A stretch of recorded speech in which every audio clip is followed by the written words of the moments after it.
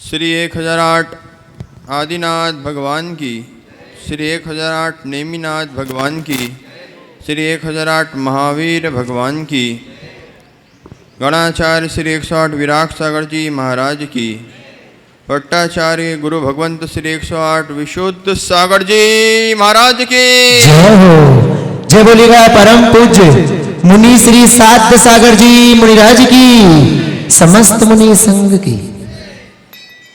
भव्य बंधुओं, अंतिम तीर्थंकर भगवान महावीर स्वामी के शासन काल में विराजमान होकर सिद्ध चक्र महामंडल की यहाँ विधान आराधना हम सब कर रहे हैं।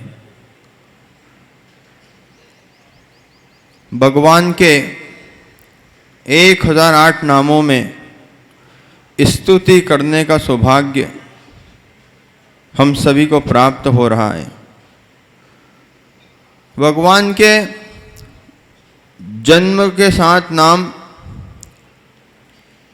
कोई नहीं लेता, लेकिन भगवान सिद्ध बन जाते हैं। वही तीर्थंकर तपस्या के द्वारा सिद्ध बन जाते हैं। वही तीर्थंकर साधना के द्वारा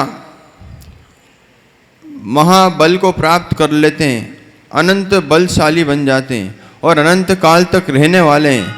इसलिए सिद्धों की आराधना हम सब करते हैं। इसलिए भगवान की आराधना करो। किसी को नाम लेके आप बोल दोगे पंकज, उसको लगेगा पंकज बोल दिया, श्रीमान पंकज भैया, मन उत्साहित हो जाता है। ऐसे ही भगवान को भगवते, भगवत, श्रीमान, श्रीजिन चंद्र, नाना प्रकार के उपाधियों के साथ अलंकृत करते हुए भगवान का नाम लेना चाहिए।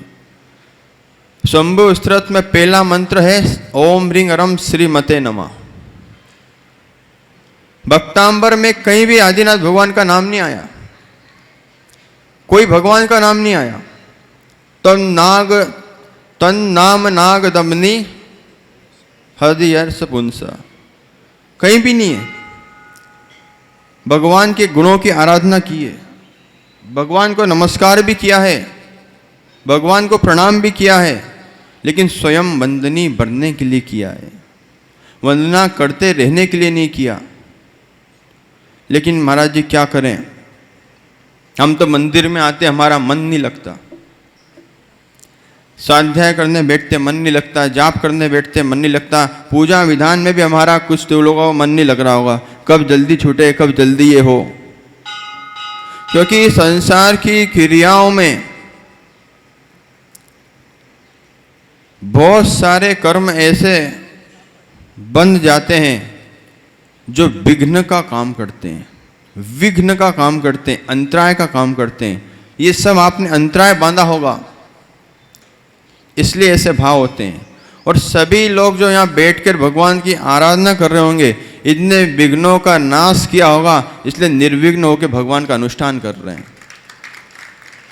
विघ्न कौन से? घर की बहू को मंदिर जाना था, बच्चा आपने संभाल लिया, विघ्न शांत हुआ।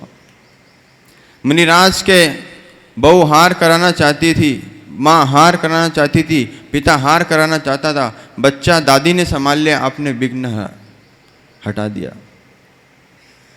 कोई मंदिर में आना चाहता था, अभी एक व्यक्ति मिले पीछे, इधर बताया विनोद भैया ने, वकील साहब ने, कि ये ब्लाइंड है, इनको दिखता नहीं है।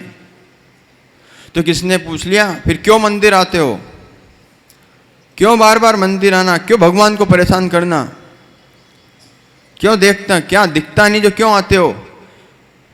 लेकिन जन्मांध व्यक्ति कहता है मैं भगवान को ना देख पाऊं, नो टेंशन, हो जाओ अटेंशन,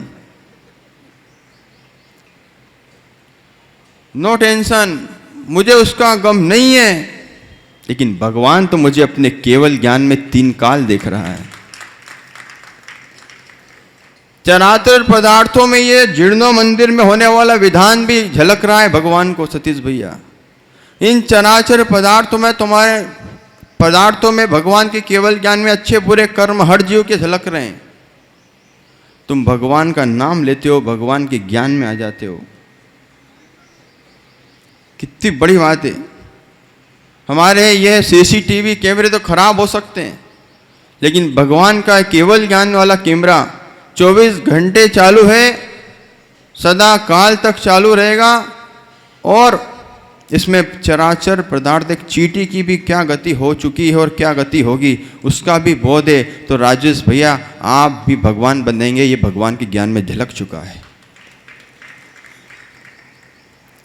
लेकिन क्या करें, मन लगाने के लिए क्या करें? महाराज जी कोई ऐसा मंत्र बताओ आप तो।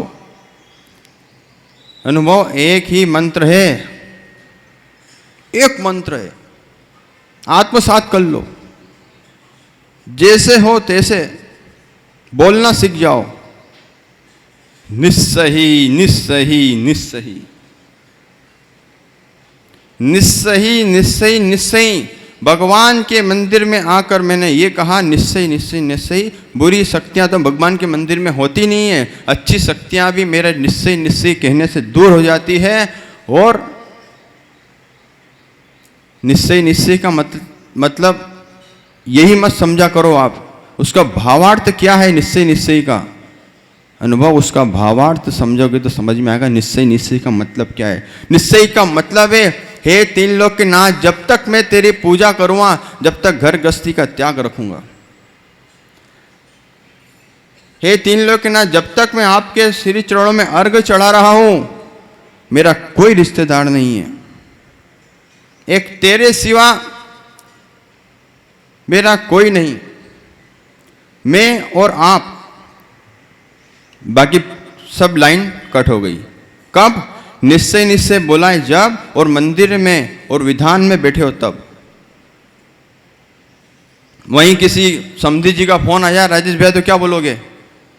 मैंने अभी निश्चय निश्चय बोल रखा है, बाद में बात करता हूं। ये निश्चय निश्चय इसके आपकी प्रोग्रेस है। ओहो कितनी तरक्की हुई, मोबाइल बन गए, लैपटॉप बन गए, टैबलेट बन गए, कितने आधुनिक भौतिक यंत्र बन गए। लेकिन स्वस्तिक भी एक यंत्र है।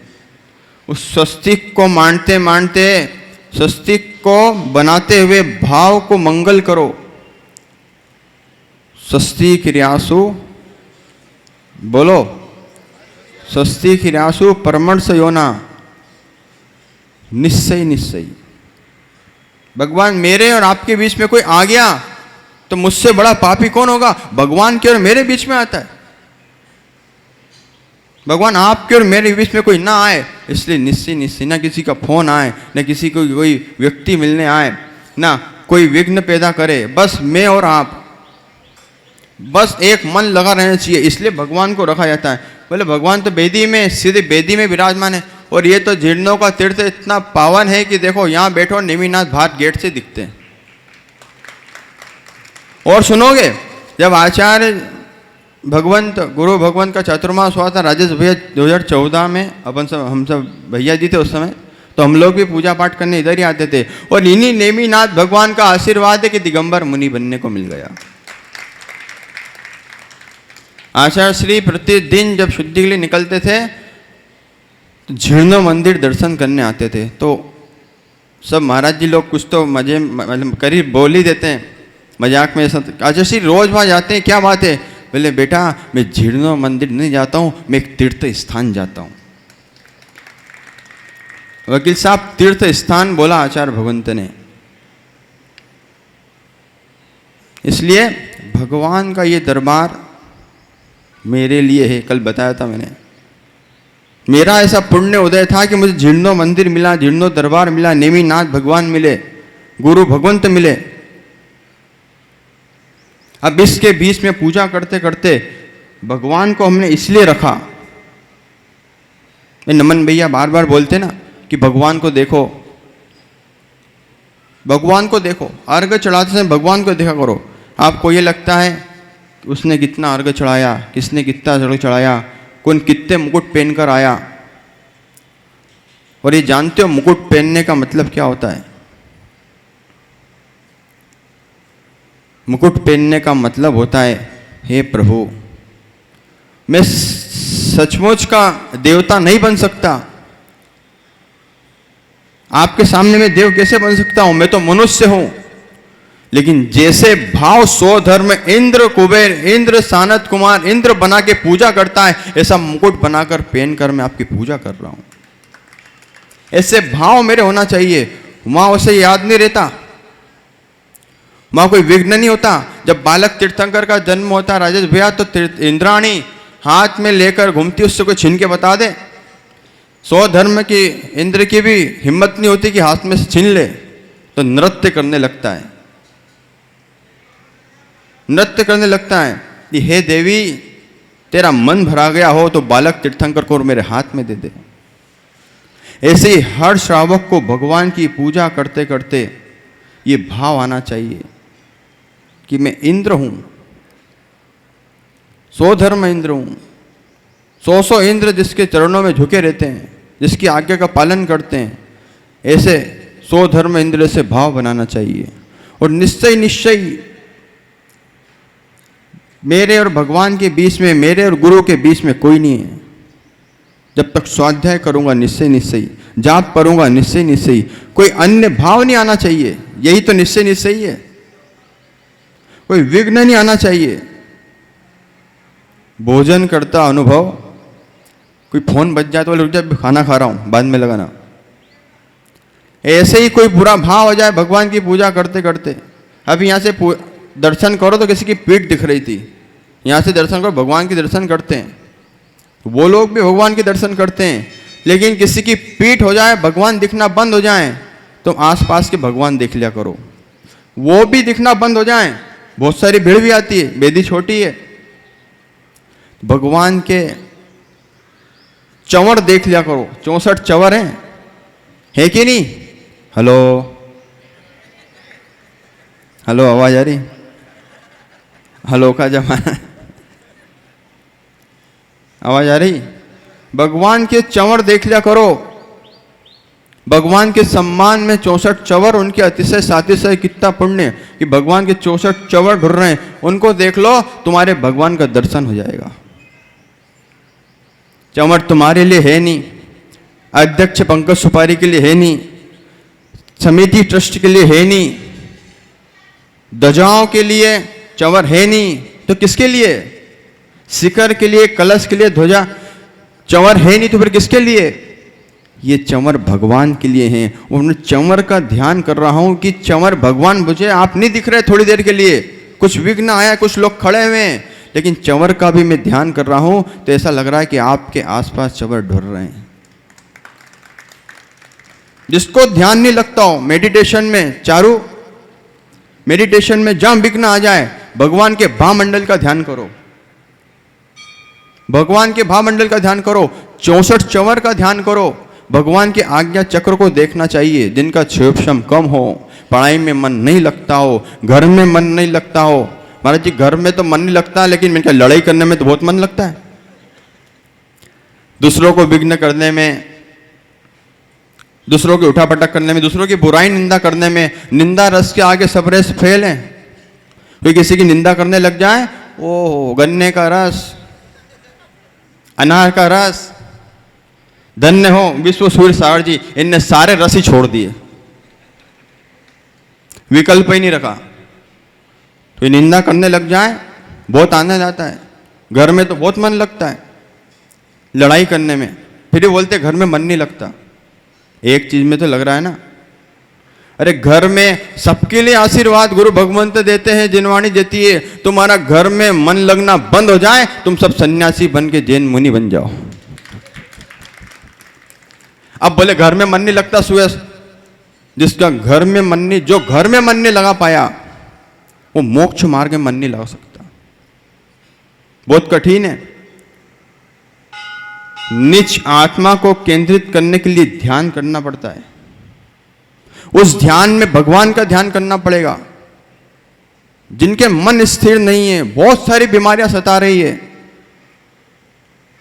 बहुत विकल्प आते हैं। महाराज जी तनाव दूर हो ही नहीं रहा है, टेंशन दूर हो ही नहीं रहा है। पहले ये देखना तुमने भगवान के दरबार में बोली ली थी, उसकी राशि दी कि नहीं। धर्म कार्य में विघ्न आ रहे हैं, महाराज जी विधान में नहीं बैठ पा रहे हैं, महाराज जी पूजा नहीं कर पा रहे, बार बार लेने वाले का फोन आ रहा है, कब दे रहा पैसे, कब दे रहा पैसे। और आज तो नया टेंशन चल रहा है, टंकियां। सबसे पहले ही देवी जी बोल देती है, सुबह गुड मॉर्निंग, सुप्रभात, जय जिनेंद्र करने के पहले सबसे पहले बोलती है, एक अच्छी खबर सुन लो, कल रात को गैस की टंकी चली गई। विकल्प आ जाते हैं। इन सारे विकल्पों को समाप्त करना है तो पुण्य बढ़ाओ। ये हम सब पुण्य बढ़ा रहे हैं, ना धार्मिक कार्य में अड़चन पैदा होगी, ना विघ्न आएगा, ना सांसारिक ग्रस्त जीवन में विघ्न आएगा। तुमने किसी को विघ्न किया होगा, जरूर किया होगा। किसी को ध्यान में, किसी को स्वाध्याय में, जिसको आहार देने में विघ्न किया होगा। कई लोग हार नहीं दे पाते, कोई ना कोई गड़बड़ है। इस विघ्न को दूर करने का एकमात्र उपाय सिद्ध चक्र मंडल विधान। सब एक साथ मिलकर पुण्य बढ़ा रहे हैं। जाप, अपन जाप करते हैं तो जाप का मतलब क्या होता है? एक साथ करने का। एक व्यक्ति की ऊर्जा उसके और उसके परिवार तक पहुंचेगी, लेकिन इतने सारे लोगों की ऊर्जा सिद्धालय तक पहुंचेगी। इतने सारे लोग भगवान का नाम जाप करेंगे। और ध्यान रखना, हर मंत्र की अपनी एक विशिष्ट ऊर्जा होती है। कोई मंत्र बिना फल दिए जाता नहीं है। चाहे इच्छा से करो, कोई वांछा से करो, या निर्वांछित होकर करो। कई लोग नमोकार की 200, 100, 500 माला प्रतिदिन की फेरते पंकज, प्रतिदिन। बोले बस महाराज जी इच्छा वांछा कुछ नहीं है, बस इच्छा वांछा ये है कि जब समाधि मरण हो तब मेरे हाथ में पीछे कमंडल हो। समाधि मरण हो जब महावीर की मुद्रा मेरे सामने हो। समाधि मरण करवाने के लिए गुरु भगवंत, आचार्य भगवंत मेरे सामने हो। ये भावना से माला फेरते हैं। और जो ये भावना से माला फेरता है उसका पूरा परिवार समृद्धशाली बनता है। इसलिए सिद्धों की आराधना करते जाओ, उनको खूब सम्मान करो। भगवान के सम्मान में कहीं कमी मत रखो, तुम्हारा यश ख्याति कीर्ति अपने आप बढ़ जाएगा। और समाज में कोई किसी का नाम नहीं लेता हो, बोले बहुत धार्मिक कार्य करता है, बहुत सामाजिक कार्य करता है, खूब मुनियों के चौके लगाता है, खूब मुनियों की सेवा करता है, विहार कराता है, फिर भी नाम नहीं लेता कोई मेरा, कोई विघ्न आया है। इस विघ्न को दूर करने के लिए प्राचीन आचार्यों के नाम लेते रहो, प्राचीन आचार्यों के नाम सुनते रहो, अपने आप यश और कीर्ति फैलती रहती है। प्राचीन आचार्य, आचार्य विद्यासागर जी, आचार्य विराग सागर जी, आचार्य शांति सागर जी, आचार्य विमल सागर जी, आचार्य सन्मति सागर जी। और सन्मति सागर जी तो ये जीर्णों दरबार के तीर्थ में 20 दिन की साधना करके गए, पहले लोग बता रहे थे। पूरा सत्संग यहाँ साधना करके गया। उन्हीं के पुण्य की ऊर्जा है कि यहाँ साधु संतों का समागम होता रहता है। और ऐसे आयोजन हमेशा होते रहे। इन्हीं मंगल भावनाओं के साथ बोले नेमिनाथ भगवान की जय बोलेगा परम पूज्य मुनि श्री सात सागर जी मुनिराज की, समस्त मुनि संघ की।